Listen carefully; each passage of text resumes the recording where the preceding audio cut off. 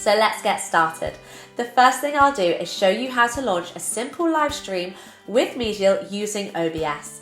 I'll guide you through all the steps and show you all the cool features that make your live stream look great on any page. First, head to your dashboard and click on the live streaming icon. From here, you can set up a new live stream channel if you haven't already created one. But for this demo, I'll use my OBS channel that I have already created. Click Edit on your selected channel. You'll now land on what's called the Director view. This is where you can see what your audience sees at different stages of the event. At the top, you'll see a preview button. This allows you to switch between scenes without affecting the actual live stream, so you can safely check what's on each page before pushing it live. There is also a based on time option. This lets you schedule your event to automatically switch between scenes at specific times. So for example, at 4 p.m, we could show a pre-event holding slide, at 5 p.m, the live stream could begin, and at 6 p.m, the interval scene could come on. You can fully automate these transitions with this button. You can also see an assign user option. This allows you to give a specific user access to log in to control the live stream, which is great if someone else is managing the production on the day. Next, let's head to Appearances to configure what's actually displayed at each stage of the event. For every stage, you can decide exactly what the viewer sees. This could be a pre-recorded video, a static image, custom HTML, for example, linking to your website. You could also use the MEDIAL default videos or upload your own branded content.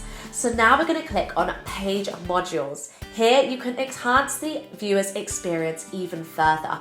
You could enable messaging, create branded headers, display text during any part of the event, or add hyperlinks.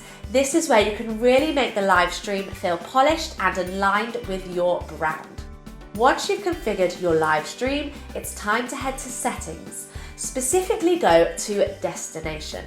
Here you decide what happens after the live stream ends.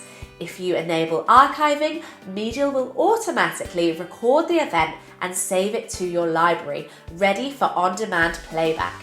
Now we need to connect everything to OBS. But before opening OBS, just make sure in your Director view that you're on the correct playback page, the one you want the viewers to see when the live stream starts.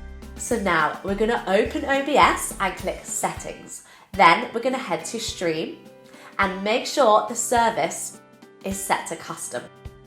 Back in MEDIAL, we're going to go and copy the server name and paste it into the URL section in OBS.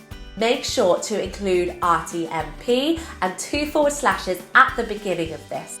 And next, we're going to copy the application name from MEDIAL and add it to the end of the server URL. Then copy the file name from MEDIAL and add it into the stream key field in OBS.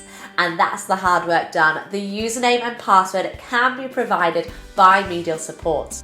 Once everything is entered, click Start Streaming in OBS. And that is it. You are now pushing your live stream from OBS into MEDIAL, as simple as that.